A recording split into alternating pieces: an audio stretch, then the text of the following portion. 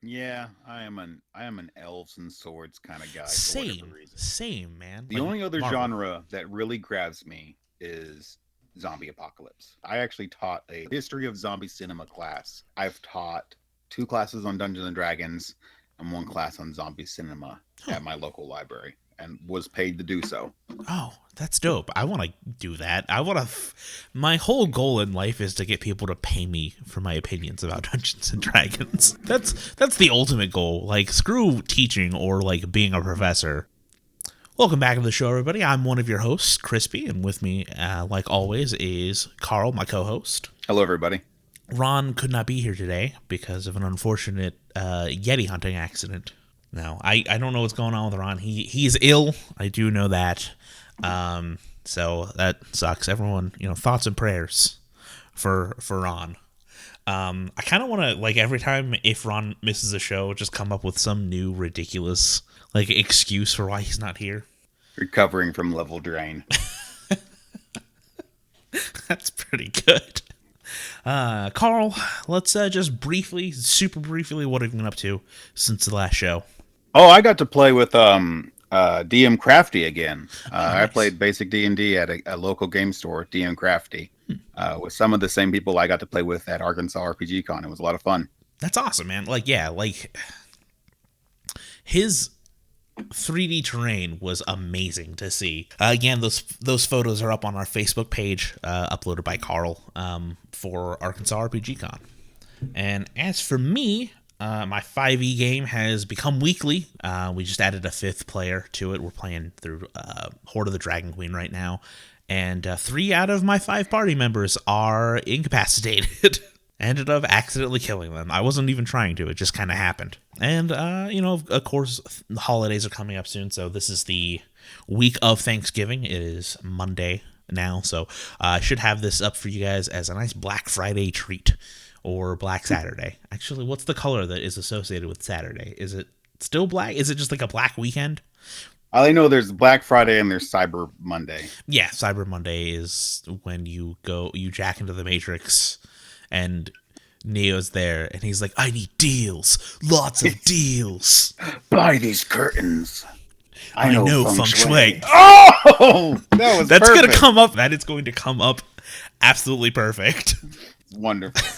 Let's jump into the show here. This is going to be Adventure 142, like I said previously. We are doing Moving On Up. So we're going to talk a little bit about... To the east side. To a deluxe apartment in the sky. We're going to be talking a little bit today about ways you can kind of give your places status and a place in the world before they hit name level. There's the whole, you hit name level and you go, dang, I have a castle. And I don't like that interpretation of that rule. But we're going to get to that in just a second. Let's listen to a word from these sponsors.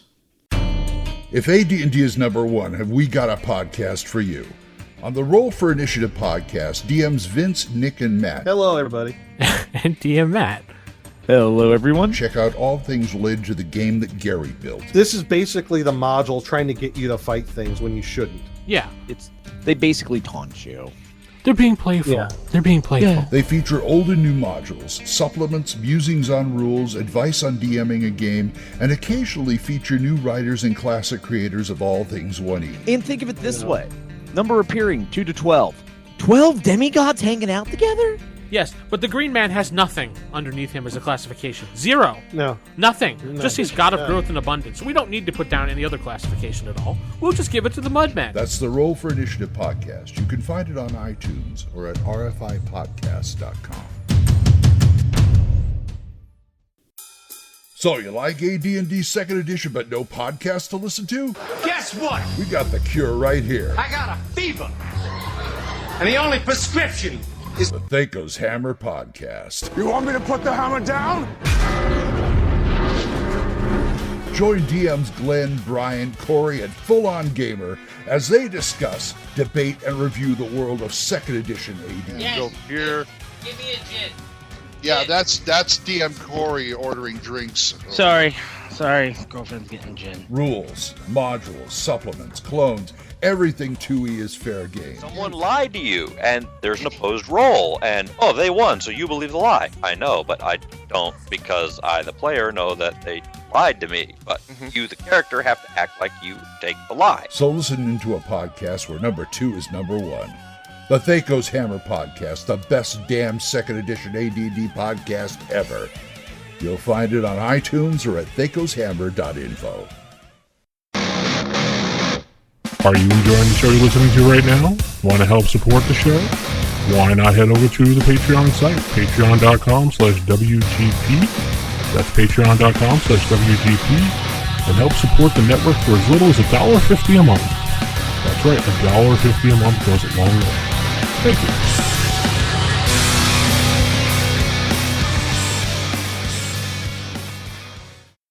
Moving on up. What brought this up is actually the Kingdoms of Urendi brought this up originally when we were looking at that for last episode when we were doing that research a little while ago. Ron and I kind of got on a tangent how you could incorporate kingdom structure and that tournament into your normal D&D game, becoming king just by being the best warrior. D&D's kind of weird when you look at the origin of the game, because it is steeped in war games, but you were playing the campaign, and the campaign was going from being, just normal everyday Joes to being the movers and shakers of the world. And you see that in your class progression. You hit name level and suddenly you can opt to build a stronghold, or you can build a wizard's tower, or found a church or a thieves guild. Classic D&D, fighter is your archetype. It's not just your combat role.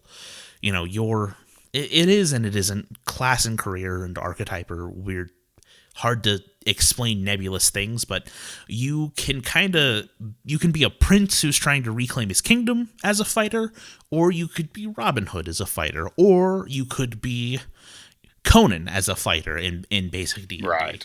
And all of those things, your stronghold can be expressed in very different ways.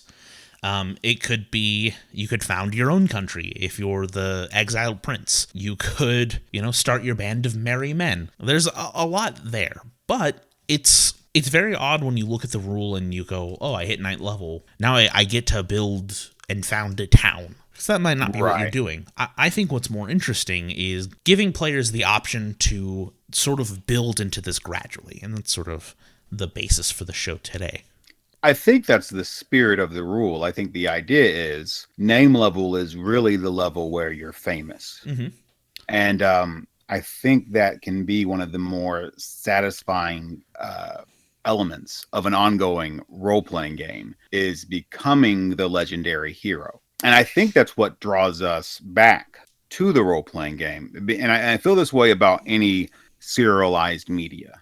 We become connected to the character more than the story. And I feel that way about any television show you watch or any book series you read. You are following that character, and once they start progressing and once they start developing, that's what's bringing you back to the story, and it's what's bringing you back to the RPG table as well. Yeah. And I think planting those ideas of people knowing about your character progressing, becoming notorious, infamous, possibly, or possibly just legendary and famous and celebrated, depending on what type of game you're playing. I think that is really the end goal of any person sitting at the table, is becoming this powerful legendary character comparable to Gandalf, Aragorn, Conan, all these legendary figures in literature. And it's interesting that you say that, because thinking about that, I think a good classic example of a character from literature that is like a D&D archetype is Robin Hood.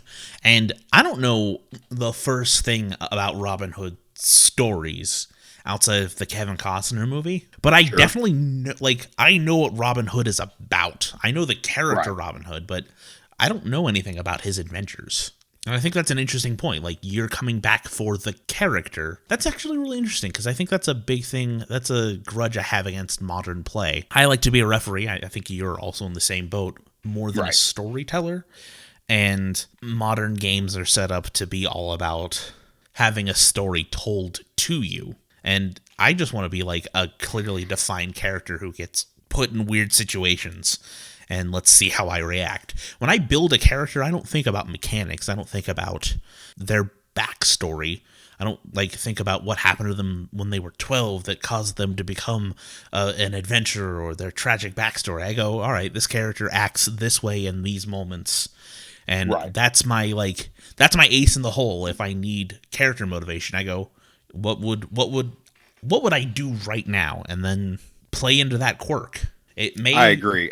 Oh, go ahead. I think there's a misconception that the history of the person dictates their reactions. Yeah, I've talked about this in other places, but I don't want to read your backstory. I don't want to read your 4-page short story about your character. So with modern versions of many RPGs, there's mechanics set up that encourage you to create a backstory, and those mechanics then influence the game by reacting to your backstory. But what I feel like is what actually happens is you end up creating a 4th level character's backstory and run them as a 1st level character. Mm-hmm. So you have this character that's defended his hometown from a goblin invasion, and now he has this grudge match with this goblin lord, and you wrote all this down to kind of see how it goes in the game. But I think it's always more interesting to play that than to just write it down and start from there. Yeah, I always like trying to play new adventures. The character I'm playing in a game now is I'm a barbarian, but I'm on my quest of proving my manhood. So I'm out to try to kill the biggest creature. Right. That's how I'm gonna try to make a name for myself in the world. I'm gonna try to kill Strahd. We're in Ravenloft. That's the biggest creature. Sure. So you bring up 5th edition, which I think 5th edition does a good job personally of giving you a bond, a flaw, and an ideal. So a thing you can always have in your back pocket. Yeah, I personally dislike rules that combine the narrative and the mechanics. So inspiration for me, I don't like that because the idea for it is to motivate role playing, but the action of it, to me personally, takes me out of the game. Where something happens that's cool, and then instead of reacting to the cool thing that's happening, you go, here's a mechanical bonus because of this cool thing. So, and that's just a personal preference of mine. Yeah. There's no wrong way to eat a Reese's. No, I definitely can see where you're coming from. I disagree, but hey, everyone plays this game differently. That's why they invented AD&D. That's exactly why. Yeah. And yeah, it's just, I've had a lot of players, not to have this be a let's bash on stuff that people have done, because some DMs may like to have a well-developed, rich backstory from their players that they can then try to exploit. But that's not my style. I like to have fresh-faced adventures. Maybe someone's a hardened veteran and they're a 1st level man-at-arms or a 1st level fighting man. There's a weird disconnect there. Elves, I think, are a weird disconnect there as well, because it's I'm 300 years old and I just decided to go adventuring now. And it's but why though? Shouldn't you have all kinds of wondrous powers? So it's sort of, I think it's more a failing of the implementation and the mechanics of a character class, because that's a weird nebulous thing that's never been defined in any sort of satisfactory way, than it is the players just wanting to play a cool character. Right. So what I typically do, where people are trying to play the antithesis of their type, so a dwarven wizard, for example. I want to be a dwarven magic user. Well, how did you become a dwarven magic user? And they give you this whole long, detailed story of how that happened. And to me, that just doesn't sound like a 1st level character. Yeah. You already had all this happen. So what I would encourage that person to do is, let's roll up a dwarf, let's be a dwarf, and your goal will be to become a magic user. Because my job as the dungeon master is to keep things entertaining. And I think part of that is fairness to the players. But there's no reason why that dwarf can't learn spells, and we handle that within our table in a way that satisfies everybody at the table. Yeah, that's always needing a class race structure that sort of makes it all about the mechanics and the sorting of the mechanics. Yeah, because I mean, what really is a wizard in classic D&D? You have some spells. You have spells and a D4 hit die.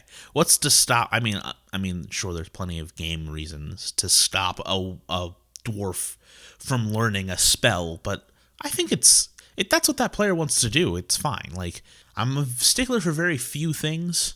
I don't personally like dwarf magic users just because I like my dwarves to be non-magical. But, like, if a player wants to do that, you know, what's the harm of having a dwarf wizard or a wizard with a sword? Is that wizard doing a D8 damage or that dwarf being able to cast a magic missile really going to break the game? I don't think so. Here's my thought, is the concept of the game is already broken. I can sit down 4,000 magical weapons for you to find, or I can sit down 4,000 Balrogs for you to fight. I control how easy or hard this is on you. Yeah. When I run the game, you can sit down with a bad DM and have a bad time because what they're doing essentially is not focusing on what makes that enjoyable for that table. Yeah. And I do mean that table to table to table. I will have a different DM style if I feel like the table feels this way or that way. Mm-hmm. Because I will have more fun finding the right balance for that table than I will trying to force that table into the game. Into playing a certain way. Yeah. And that's the thing. Like, ultimately, you're playing this game with your buddies. Typically, like that's how I play it. You may do it at a game store and to make new friends, but there's nothing wrong with doing some compromises. Like, I was using like side-based initiative recently, and we were re-rolling every round, and I was like, oh, what do you guys think about that? Because they're newer people, they didn't really have access to that before, and we had kind of come up with a new system. We're like, oh, we like that. Like, we like being able to sort of mold our turn based on what we need to do during that, but like rolling, we don't like the concept of re-rolling every round. So instead, we're still doing side-based, but it's set. Let's get a little back on topic here with this. This has been good D&D talk, but it's not what the D&D that we're talking about now. I think you and I are sort of on the same page here, where if you were to take the full range of, let's just say, BECMI D&D, basic, expert, companion, master, immortals, I think we're more in the BE area. We're in the basic expert area, which ends at 14th level. So, you know, you hit name level, and then you have a little bit of room above that to go. I mean, the highest game I've ever played has gotten to 8th or 9th level. And they did become, you know, the heroes of the realm. Typically, we just retire after that. Have you ever done any kind of Immortals play? Just real brief. When I was 16, 17, my friend, my brother, and I had a game going. It was a mix of Rules Cyclopedia and AD&D 2nd edition with a little bit of 1st edition crossed over. We were kind of just pulling everything from everywhere. I've been there with 3.5 and AD&D 1st edition and Holmes Basic. So we would just open each book and find the rule we like best, and that's the rule we used.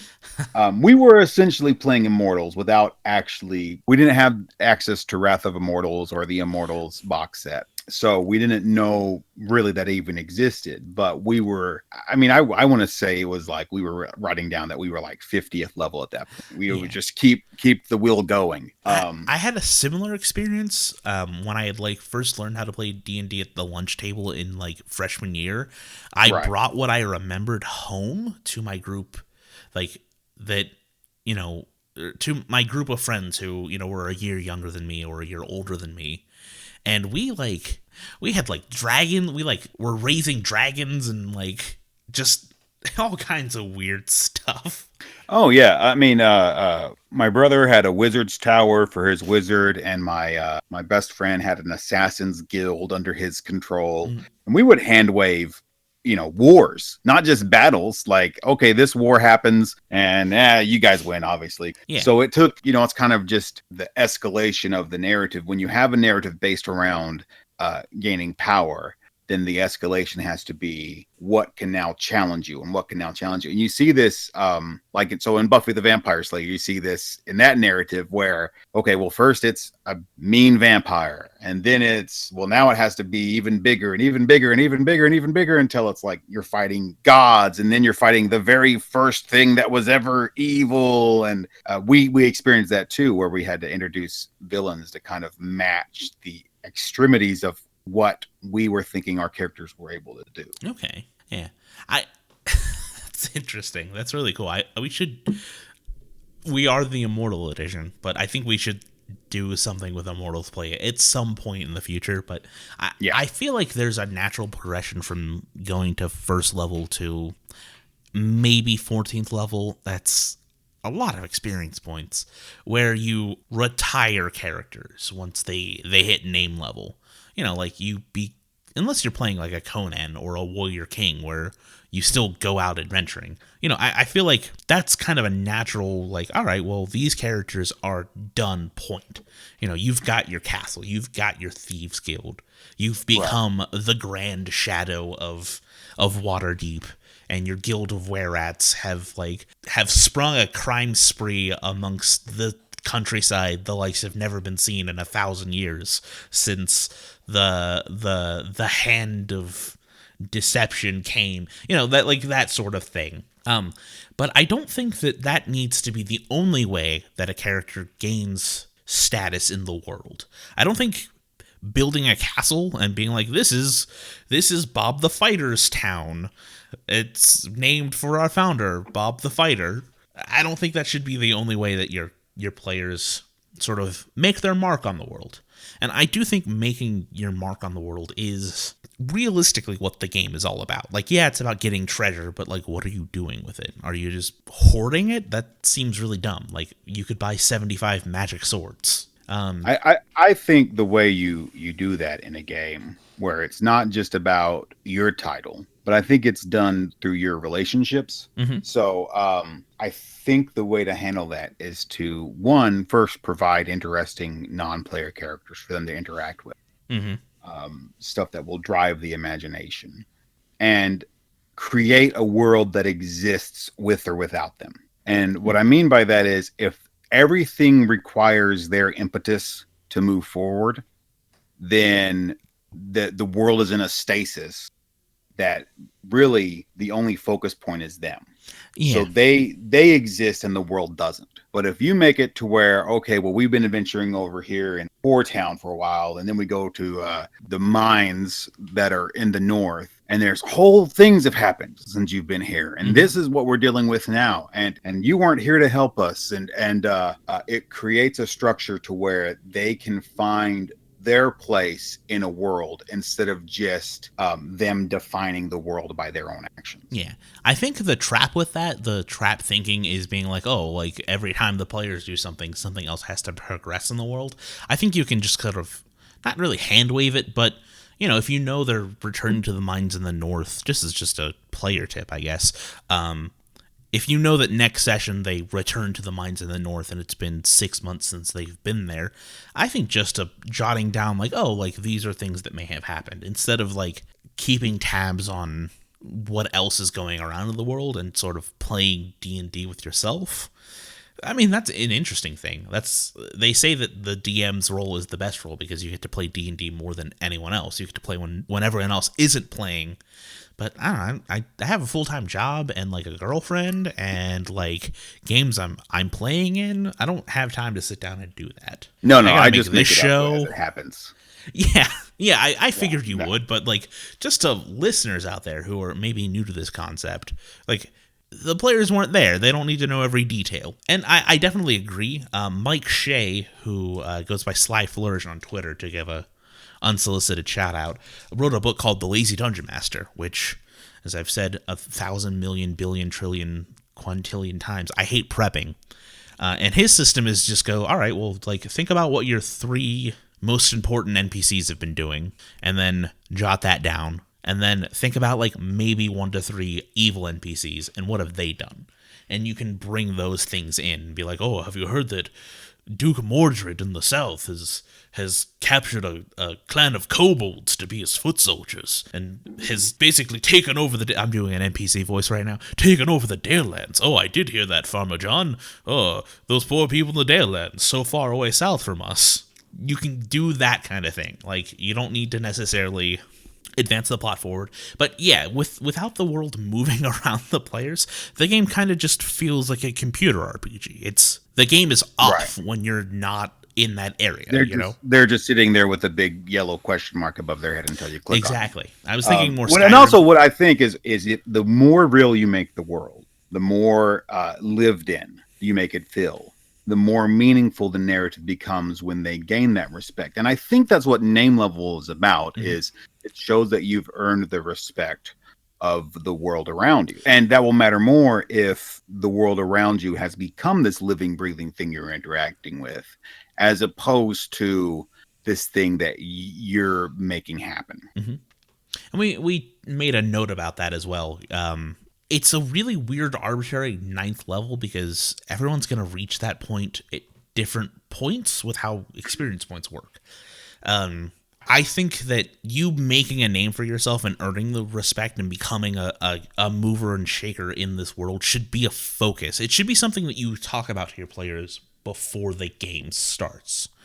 I think it's something you should be like, hey, like, you guys are going to exist in a world and things will happen without you. You know, this quest isn't just going to be here forever. And that also introduces some high-level choice making, where it's like, do we, like, help this old woman find her missing granddaughter? Or do we go, like, fight the skeletons in the graveyard? And then it turns out that, like, you know, the skeletons were just a bunch of hoodlums who were trying to play a trick on people.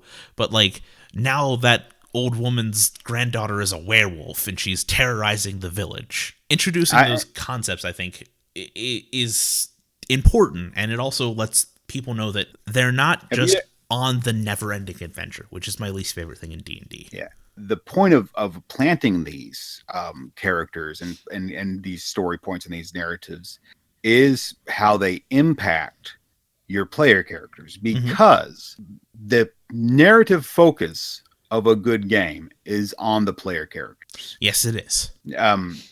If you have more important people to the story that you're running as DM, you're doing it wrong. And I rarely say you're doing it wrong, but that point you're doing it wrong. But that does not mean the power structures are all the same. You can have more powerful NPCs and people who affect the world more, but that's not what we're talking about when we're talking about narrative focus. We're talking about who is the protagonist of the story, who is driving the story forward, and that has to be your player characters. And that doesn't mean that there's not other things that happen that are out of their depth, but once you start making that the focus of the game and not the player characters the focus of the game, then what you've basically begun doing is reading a book to your whole table. Yep.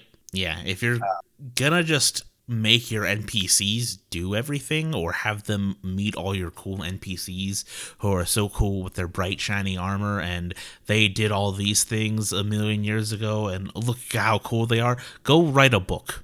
We're not playing D&D. The game should be about us. And I don't think, like, and that's the thing with this topic is it should be about the PCs, and I don't think you should wait until they reach a 9th level till they become like a Duke or the Buttress of Windsor. I mean, and I don't think there's anything really wrong with starting as royalty or starting as somebody with political power. Yeah. Because when you're in a dungeon surrounded by ghouls, all that political power means jack. Yeah. Doesn't help you at all. Good luck rousing Parliament to vote for an embargo across these ghouls. I do think that having those kind of stationary NPCs where, so let's say you meet the real powerful wizard at the beginning of your career, and he's this powerful wizard in the tower that has all of this magic. As long as they're not stealing the focus of the players, that's a good thing to have, because what that shows them is what they're moving toward. Yeah, I actually did this because this is like we're jumping around a little bit. I actually did this exact thing in a game a few years ago. So, Carl, have you ever played the D&D arcade game? Yes. Yes. So Shadow over Mystara is like my favorite 90s arcade game, aside from Street Fighter 3 Third Strike. We had a game where one of the characters, basically her mother was the elf from that. She was the elf from that, and she had met a human bartender and fell in love and settled down. The rest of the party still went adventuring. They eventually became the Warrior King. They became the Archmage of like the Wizard's Tower. The Hierophant, I guess, is that how you say that word? Hierophant, like the head priest in charge of the local temple of the local god, and the head of the mercantile guild. That was the dwarf. This character, like in her backstory, they finally convinced her mother to go out for one last adventure, and she died. So they all came back, and they raised her. So she was in with all these NPCs. And because of that, all the other players got to meet these NPCs and be introduced to them. And they were very strong presences in the game. But because they held such high positions, they weren't able to just do stuff for them. So we could have the mage do this, but like he's in charge of the whole college. He's like the dean. He doesn't have time for that. We could have the king do this, but like he's the king. He's got to do tax levies. And so they got to experience these characters, and it helped develop her backstory for why she went adventuring, because she was basically trained by this party of elite adventurers, but they were side fixtures. They were like a nice, we get to interact with this character again. They're really cool because of how strong they are, and like they're really well defined. But it was not a focus. The focus was still on the players and their journey. Yeah, I think that's the correct way to do powerful NPCs. Mm-hmm. I want to eventually. It's something I want to do, but I don't want to do it with those people who played those NPCs. Is take those characters and do like they're the next generation of that. So the player characters from that game, the character in question, she took over her dad's bar, and her husband, who was also an adventurer with them, like also took over the bar. They just run the bar now. And other people are doing other things. But I primarily play with the people involved in that game, and that's really weird that like now I'm playing their characters. Yeah, I'm doing something like that now in our family game. So my whole family plays D&D, and we have a new family game using BX D&D. And what I am doing with this game is I'm taking NPCs and player characters from our past family games and presenting them in our new family game as NPCs. To where someone will come in and they'll recognize the name from an old game. And what I've basically said is so our fantasy campaign world that my family plays in is called Dominion. And I say, well, this is Dominion 354C, and it's a parallel Dominion from the other game world. So these characters are mostly the same, but different enough that I don't feel like I'm stepping on everybody's toes or playing their characters for them. Yeah. So it allows me that freedom. But it's another thing that I think can help make the world more concrete for everybody is when you have those name level characters. You progress your, first level fighter all the way up to lordship, and they have a castle. Then if they become an acting character on a grander scale in the world for new player characters, I think there's something rewarding about that for the narrative. Yeah, I feel like you should always try to, if you have that player playing in your game, you should run it by them. But I would love to play in a game where, it's 50 years later and someone I had played is now a mover and a shaker, and I get to meet them. So kind of getting back in, I think like providing a keep and man-at-arms earlier than 9th level is fine. I think like you had said, starting off as being a noble, maybe having a retinue of mercenaries, or not mercenaries, but like retainers. They do that in Birthright in 2nd edition, and I think that's great. Like you start with like a group of like 40 dudes, and you can take them into the dungeon with you, but you're splitting the XP 44 ways. Right. So that kind of takes it down. But having like a group of dudes, maybe have you ever seen the Magic Sword, the 50s? Yes. Yeah. So he's got the 7 knights. Right. Yeah, like doing something like that would be interesting. I think there are other ways for you to kind of make your way in the world. I specifically want to talk about like backstabbing, courting favor, warrior Ronnie Reaganing it, or Arnolding it. Let's say in your character's downtime, maybe you are a noble and you do have a retinue of people, but you still go to balls and royal functions. And maybe you're trying to pit kingdoms against each other, or say you're a really good like trade negotiator, and you have to go to Naboo to talk about the trade blockade. You could give that to your players, and they could run with that and look for ways to keep doing that in order to become more well known and build a better presence in the world. And eventually, if they hit 9th level, maybe they start the world's first law firm. Sure. Or a bank. Yeah. That'd be something for that person to do. They could become the bank of their world where that's where they see the real power. And I think that's an interesting thing to do, where you gain this power not through this the conceit of the normal dungeon adventurer. Yeah. You gain this power through manipulation and pitting people against each other. And I do think, and in my games, I would award experience points for that. Mm-hmm. Just like defeating monsters or gaining treasure, you could gain treasure that way really quickly, possibly. Yeah, if someone gives you 1,000 gold for making it so that they have exclusive rights to silver mining in an area, I think that's earned. That's 1,000 earned experience points. You're you're a quarter away to your first level elf being second level. Yeah. Yeah. Elves take a while. Elves do take a while. They got to manipulate a lot of people. Well, I kind of want to talk about this. So distilling this idea down to just the 3 little brown books. Mm-hmm. So there's no thief. We got fighters, clerics, and magic users, and that's it. There are no rules in the 3 little brown books for magic users to build a stronghold or a castle or a tower or anything. And it's impossible for a dwarf, elf, or halfling to get high enough level to do it. So the only people who build strongholds within the 3 little brown books is the fighting man and the cleric. And I wonder if that's not almost a balancing act between the power levels of a high level magic and the power levels of a high level fighter or cleric. Yeah, I could see that. It's also, when you think of sort of the literature that inspired the 3 little brown books, Gandalf or even Elric, they don't really hang their hat anywhere. Right. They're on the never-ending quest, which I'll talk about that. We should do an episode about that at some point. It's my least favorite thing.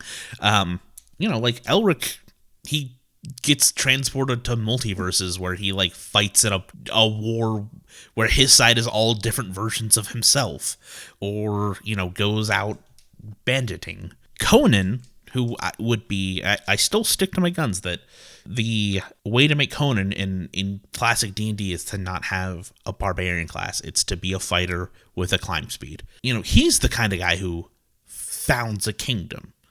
Gandalf doesn't found a kingdom. Thorin does, though. Yeah. Pre Tolkien, most fantasy literature, civilization belongs to humans. Mm-hmm.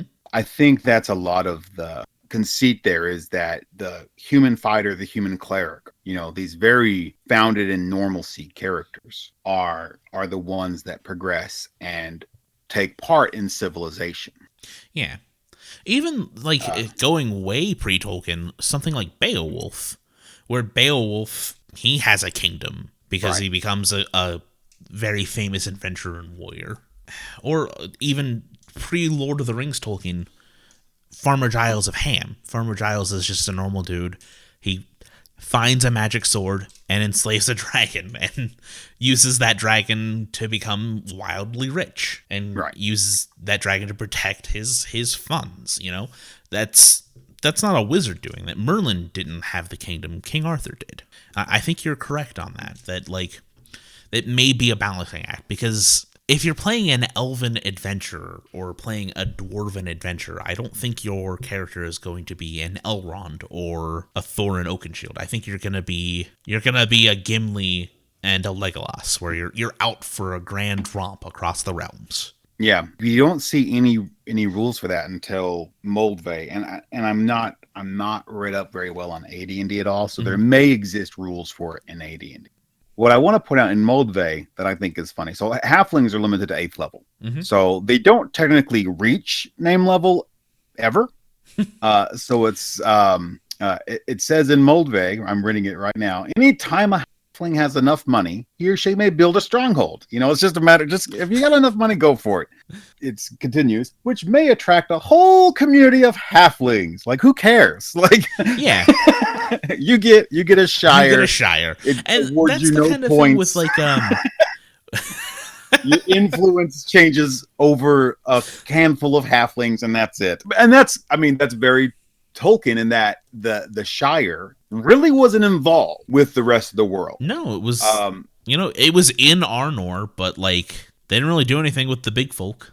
Right. I mean, it wasn't a political power. And I kind of like that kind of stays there. Like, as a halfling, sure, start a stronghold. Have some halflings come. And it's so blasé about it. It's very indicative of the Little Brown books. Where it says, if you want to play a halfling, here you go. I was thinking that sort of same thing about magic users in the 3 Brown books, though, because it's like a wizard's probably like, I would think wizards would not have their own tower, but I could see a cabal of wizards getting together and pooling their resources to start a college or a library or something like that. Well, and so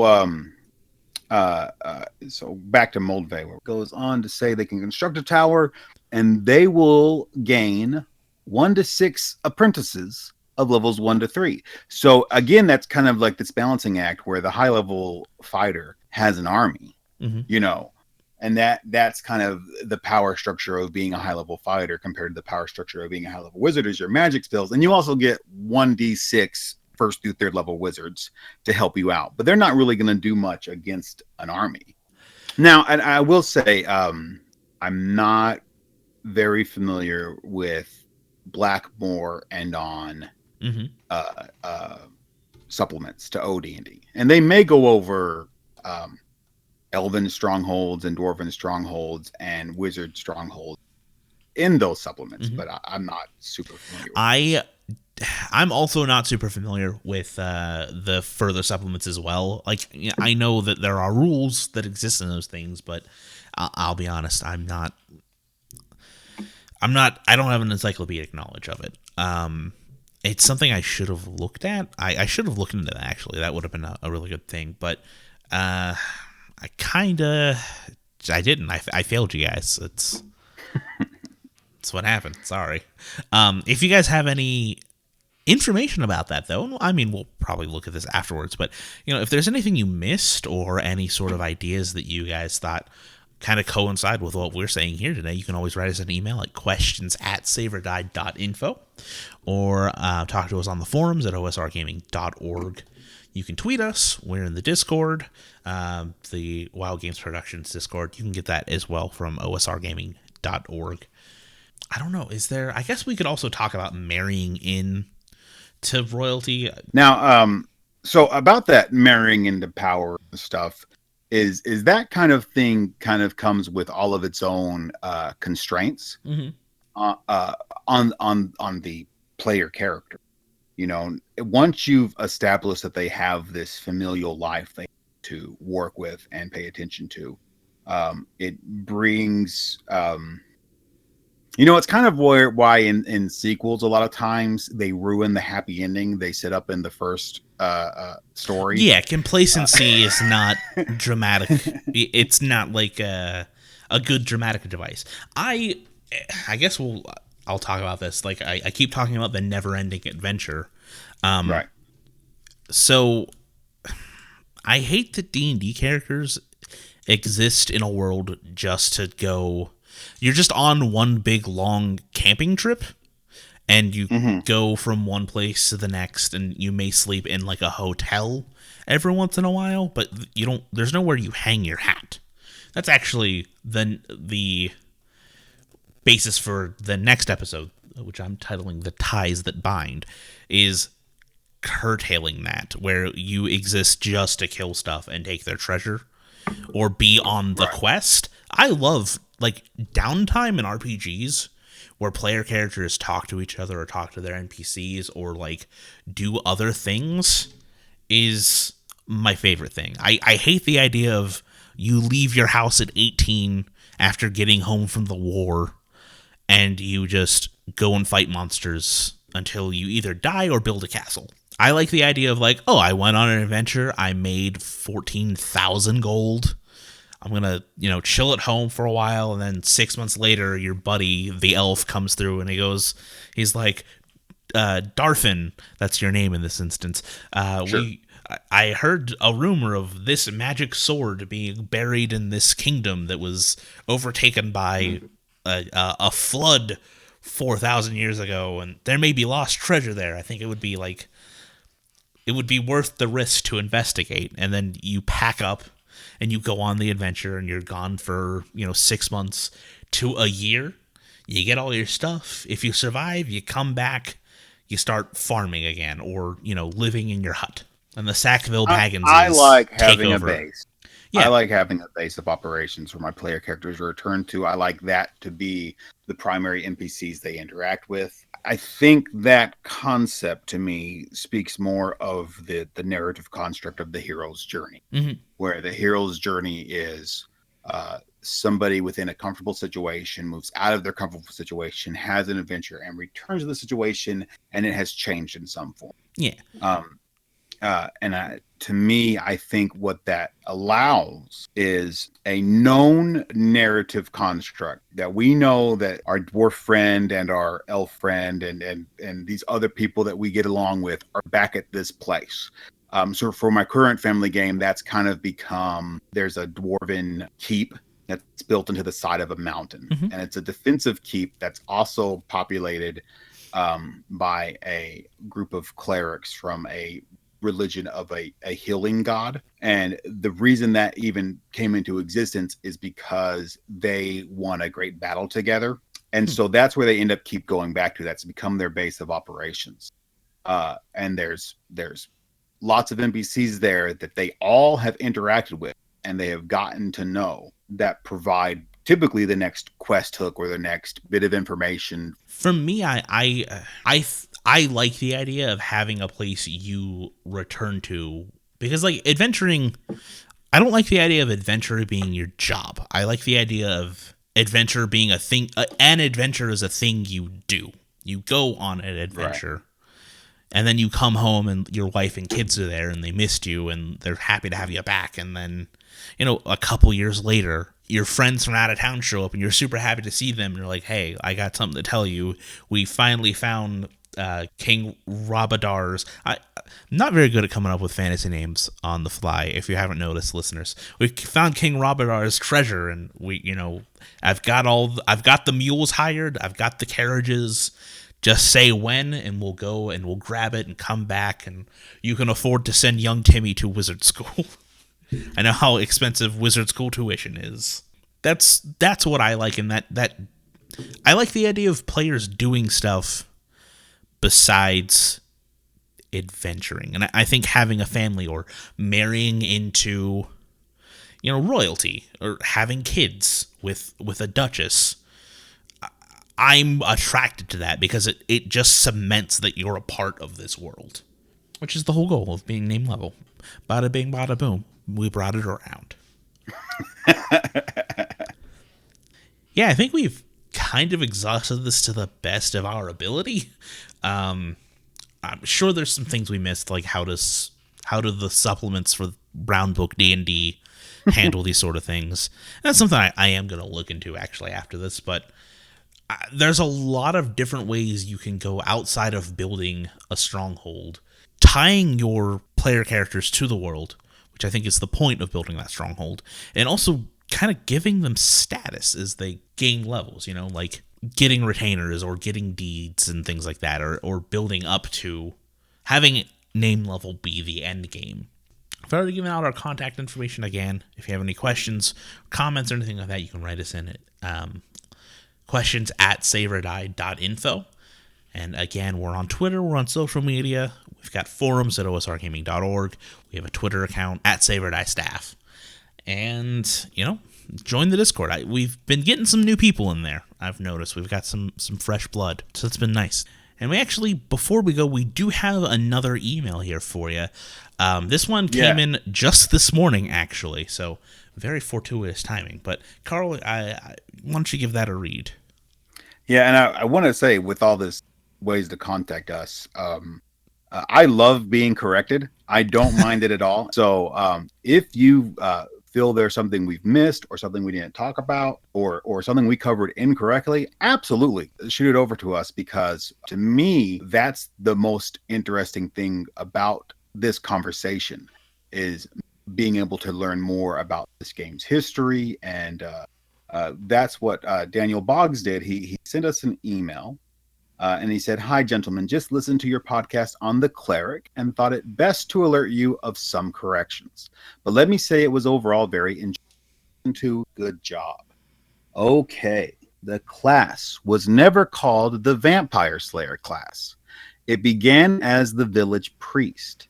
Mornard's story is interesting, but secondhand. He wasn't there when the priest was created, and broadly but not precisely accurate. The priest was indeed a key character type in the Great Vampire Hunt, which did indeed occur to hunt down Dave Fant's Sir Fang. However, the priest character predates that. It is also not true that Sir Fant wanted to be a vampire. That was Dwayne Jenkins' bandit character. Dwayne was a huge fan of the Dark Shadows show. Eventually, Dwayne used a wish spell to become a vampire, and Arneson granted it. But as with most wish spells, it came with a twist, and Jenkins became the first vampire Rosebush.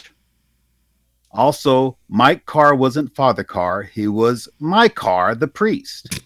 Next time you guys delve into Blackmore history, you might want to chat with me, Havard, first. Either one of us could clue you in to the real scoop. Anyway, you might also want to add my discussion of the Blackboard Cleric to your blog list.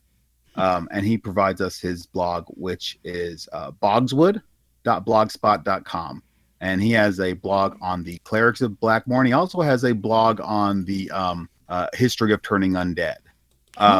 So those would both be good to listen to. That's bogswood.blogspot.com. Yeah. That's Dan Alderon Boggs. Thank you so much, Dan, for the email. I do want to jump in here real quick and just say that the priest being named Makar or Mykar is the most beautiful early D&D naming convention, and I'm really happy about it. Also, it's interesting to see that Mike Menard's his account being secondhand, because he literally on Harvard's Blackmore blog, I read this verbatim. He starts it, "Ahem, I was there." So, maybe Harvard's not that.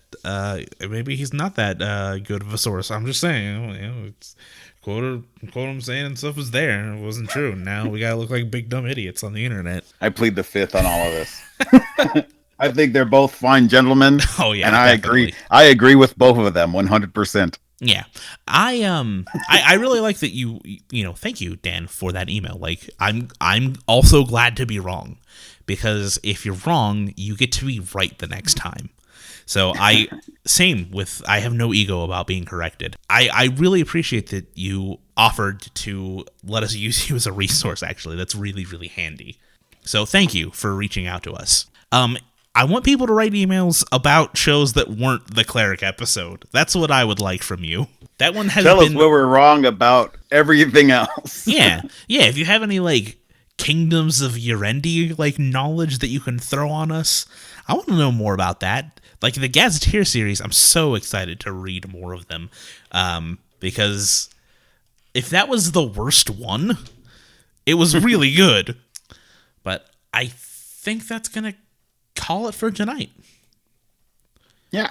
All right. Well, again, for the Save or Die podcast, Immortal Edition, I've been Chrispy. And he's been Carl. Oh, I was supposed to do like a thing there. Yeah. And I've been Carl. This is take two? Not, let's I don't back got my off a sea little legs bit. yet. I don't got my sea legs. That's fine. See you next time.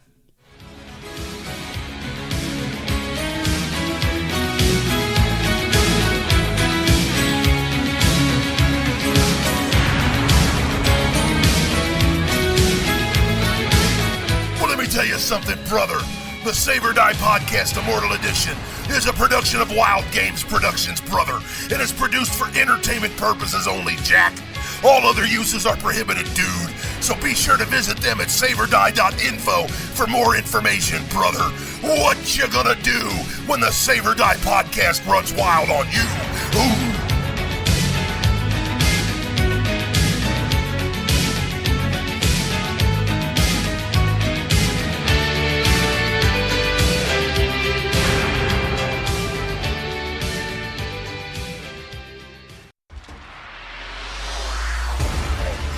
This is a Wild Games Production podcast.